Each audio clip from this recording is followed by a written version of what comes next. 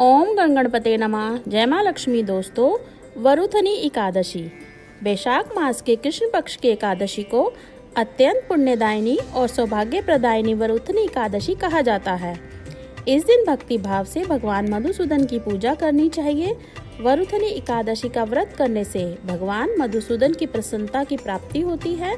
भगवान मधुसूदन की प्रसन्नता से संपूर्ण पापों का नाश हो जाता है और हमें सुख सौभाग्य की प्राप्ति होती है। आइए सुनते हैं कि वरुथनी एकादशी की कथा क्या है।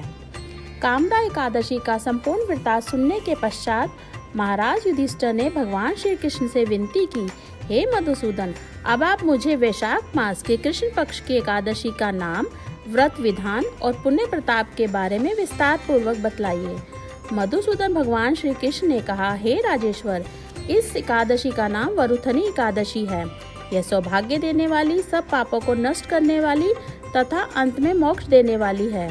इस व्रत को यदि कोई अभागिन स्त्री करे तो उसको भी सौभाग्य मिलता है।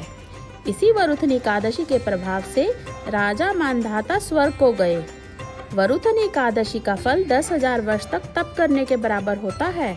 कुरुक्षेत्र में सूर्य ग्रहण के समय 1,00,000 भार स्वर्ण दान करने से जो फल प्राप्त होता है, वही फल वरुथनी एकादशी का व्रत करने से मिलता है। वरुथनी एकादशी के व्रत को करने से मनुष्य इस लोक में सुख भोगकर परलोक में स्वर्ग को प्राप्त होता है। शास्त्रों में कहा गया है कि हाथी का दान, घोड़े के दान से, तिलों के दान से, स्वर्ण दान तथा स्वर्ण के दान से अन्न का दान श्रेष्ठ है। अन्न दान के बराबर कोई दान नहीं है। अन्न दान से देवता, पितृ और मनुष्य तीनों तृप्त हो जाते हैं। शास्त्रों में इसको कन्यादान के बराबर माना गया है। वरुथनी एकादशी के व्रत से अन्न दान तथा कन्यादान दोनों के योग के बराबर फल मिलता है। जो मनुष्य लोभ के वश होकर कन्या का धन लेते हैं, वे प्रलय काल तक नरक में वास करते हैं या उनको अगले जन्म में बिलाव का जन्म भोगना पड़ता है। जो मनुष्य प्रेम एवं धन सहित कन्या का दान करते हैं, उनके पुण्य को चित्रगुप्त भी लिखने में असमर्थ है। जो मनुष्य इस वरुथनी एकादशी का व्रत करते हैं, उनको कन्यादान का फल मिलता है। वरुथनी एकादशी का व्रत करने वालों को दशमी के दिन निम्नलिखित 10 वस्तुओं का त्याग कर देना चाहिए। पहली, कांसे के बर्तन में भोजन करना। दूसरी, मांस का सेवन करना। तीसरी, मसूर की दाल। चौथा, चना। पांचवा, कोदो। छठा, शाक। सातवां, मधु यानी कि शहद। आठवां, दूसरे का अन्न।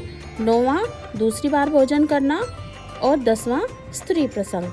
व्रत वाले दिन जुआ नहीं खेलना चाहिए तथा शयन भी नहीं करना चाहिए।